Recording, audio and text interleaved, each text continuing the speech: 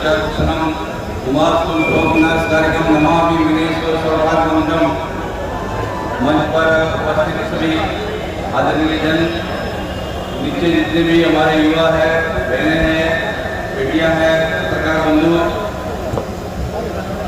विशेष रूप से पूरा जो भारत है, भारत भूमि जो है वो हमेशा से ही संपूर्ण रूप से अपना एक तरह से धर्म के रूप में रहा है। आप देखते हैं कि तमिलनाडु में जब हम लोग कन्याकुमारी जाते हैं तो कन्याकुमारी के जहाँ पर विवेकानंद जी की शिला बना हुआ है, वहाँ पर एक जगह पर जहाँ माता भारती जी का जो है पैर पड़ा था, उसको बोलते श्रीपाद शिला। तमिल भाषा में भी श्रीपाद शिला बोलते हैं और संस्कृत में भी बोलते हैं श्रीपाद शिला। और भगवान शिव जो है उनका वास जो है पूरे कैलाश में, हिमालय में। तो ये संपूर्ण भारत जो है वो एक है। हम लोग जो है मन से सभी लोग धार्मिक है भारत में हमेशा से।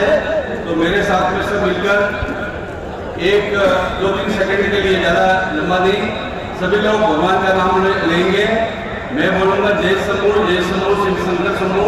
आपको भी मेरे साथ में बोलना है सब। जय शंभो गौरी शंकर जय शंभो, जय शंभो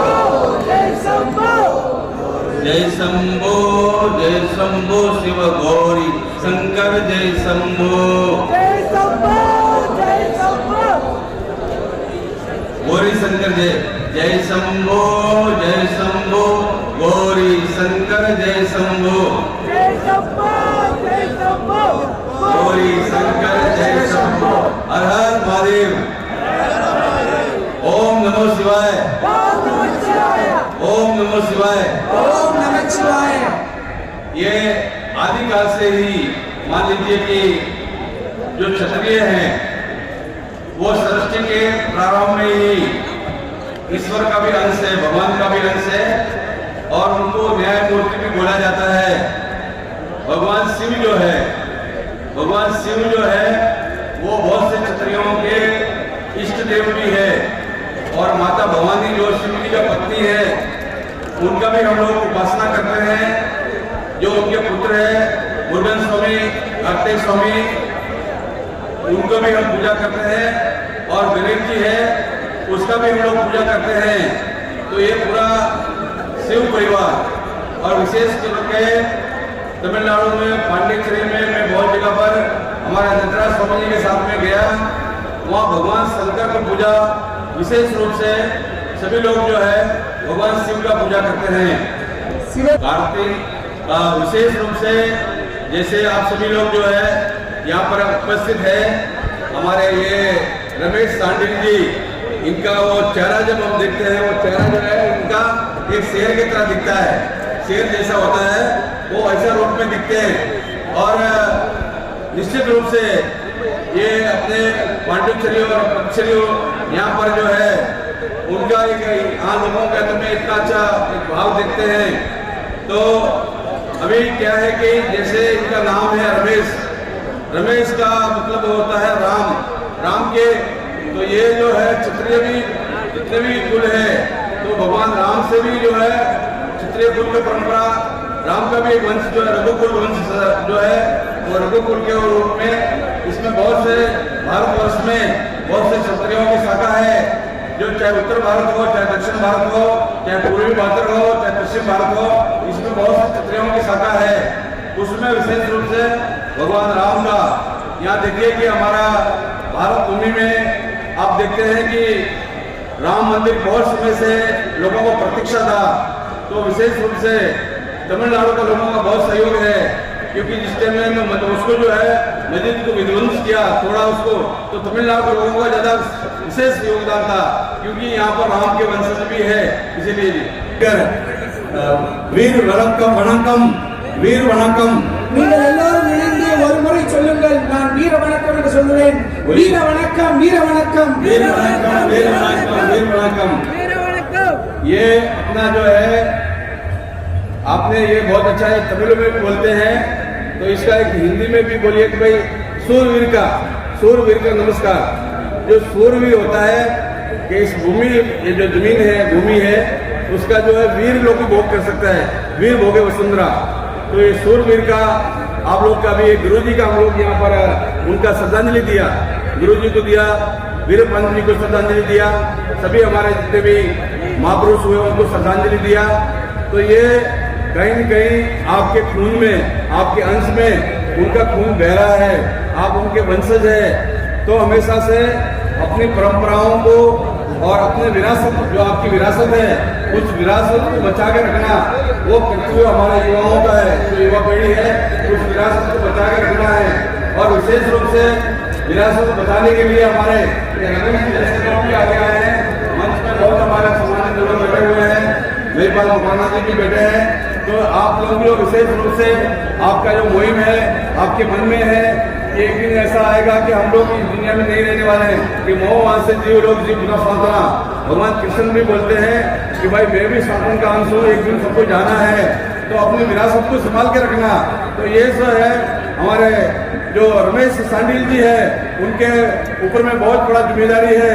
हम लोग देखिए उत्तर प्रदेश से, कोई राजस्थान से, कोई कर्नाटक से, कोई तमिलनाडु से, यहाँ पर एक लघु भारत के रूप में हम लोग सब इकट्ठा हुए हैं। और ये कि विशेष रूप से अपनी जो है, जो व्यक्ति जो है अपने देश के लिए, अपने धर्म के लिए और अपने जाति के लिए जो समर्पित हो जाता है, उसका नाम इगो तक उसका नाम रहता है जी। भाई ये यहाँ पर जो है क्षत्रियों का एक मंच है, क्षत्रिय लोक सभा है क्षत्रियों की। तो वो भी मेरे को एक बात याद आया कि बहुत से जो है बॉलीवुड के फिल्म वाले क्षत्रियों को जो है वो बहुत से प्रकारों का बड़ा चरित्र बहुत बुरी दिखाते हैं। परंतु आप लोगों ने सुना होगा कि एक बार एक फिल्म वाले ने हिम्मत करके 16 फिल्म बनाया और 16 फिल्म में एक क्षत्रिय को नायक के रूप में प्रस्तुत किया। तो आज तक उसको भूले नहीं है, आज तक लोग याद रखते हैं कि भाई यहाँ कोई ऐसा फिल्म वाला भी होगा कि क्षत्रिय को नायक के रूप में प्रस्तुत किया। तो ऐसा किसी भी जगह पर, किसी भी जंगल में, किसी भी पहाड़ में जहाँ पर कोई भी नहीं रहता हो, केवल जीव जंतु रहते हो, जानवर रहते हो, आप हेलीकॉप्टर से एक क्षत्रिय को छोड़ दे और आप देखेंगे कि 6 महीने में, साल भर में, 1-2-4 साल में वो उनके ऊपर भी राज करने शुरू कर देगा। यह है कि एक DNA टेस्ट होता है कि कौन किसका पुत्र है, कौन किसका वंश है। ये वैज्ञानिक लोग भी इस बात को साबित करने में लग गए हैं।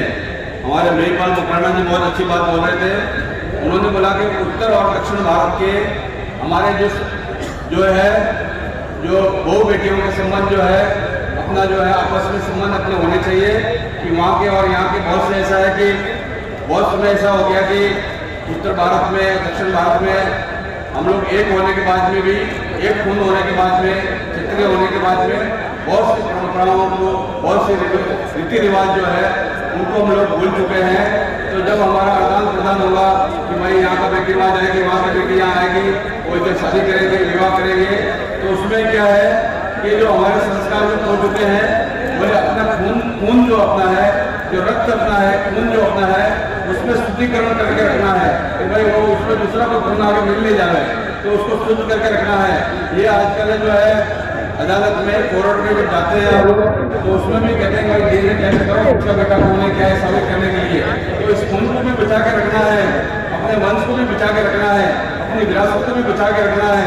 तो आपस में जब संबंध एक दूसरे का जुड़ेगा तो निश्चित रूप से एकता आएगी। कलयुग के अंदर में बोलता है कि संघे शक्ति, कलयुग के अंदर में जब संगठित होंगे, किसी भी संगठन समूह में एकता आएगी तो निश्चित रूप से आप जो है उस राज को प्राप्त कर लेंगे। क्या है कि क्षत्रियों के अंदर में बहुत बड़ी ताकत है, बहुत बड़ी शक्ति है, परंतु कभी कभी होता है कि आपस में भाइयों में किसी प्रकार का मतभेद हो जाता है। मतभेद को भूल के आपस में एकता होना चाहिए।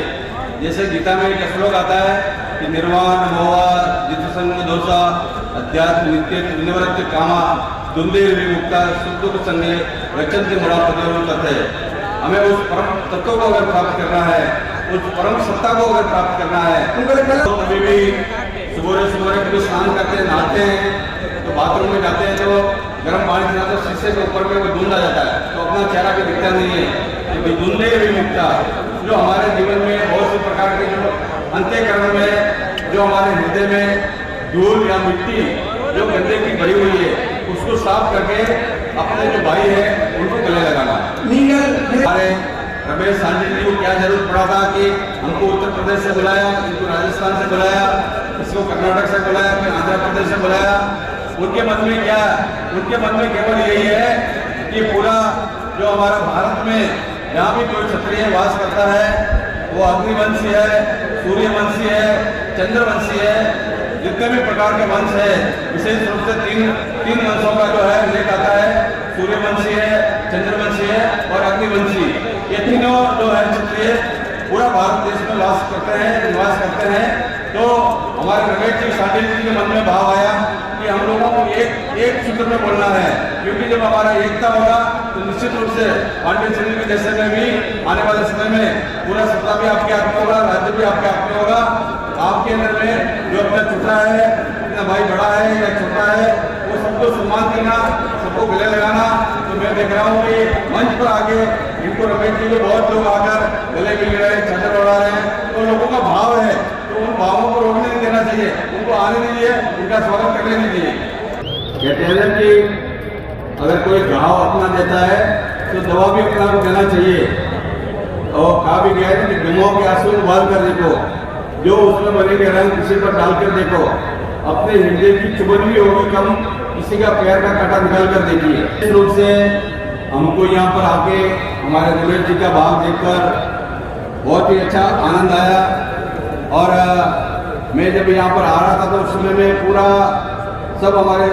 पूरा भाई बहन वगैरह से भी पूरा कोई जगह खाली नहीं था, क्योंकि बहुत 4 बजे से बैठे हुए हैं, इनको भी जाना है। तो मैं लंबा भाषण नहीं देकर केवल इतना ही आपसे विशेष रूप से समस्त क्षत्रिय बंधुओं से निवेदन करना चाहूँगा कि जो हमारे रमेश सांडिल जी है, निश्चित रूप से उनको आपको सभी तरह से नीचे बनाना है और उनको आशीर्वाद देना है। आने वाले समय में उनका ऊपर में आपकी कृपा बनी रहनी चाहिए। मैं परमात्मा से, भगवान से, भगवती से प्रार्थना करूंगा कि रमेश जी की, सांडिल जी को और यहाँ पर जितने भी आए मंच पर उपस्थित है, नीचे सब लोग है, उनके स्वास्थ्य की कामना करता हूँ। और आने वाला जो है 2021 क्षत्रिय वर्ष होगा, ऐसा मैं अपने मन में विश्वास करता हूँ और मैं अपनी वाणी को विराम देता हूँ। मैं माता जी का प्रार्थना करते हुए सर्व मंगल मांगली श्री सर्वार्थ साधिके शरणे त्र्यंबके गौरी नारायणी नमस्ते। हरिओम।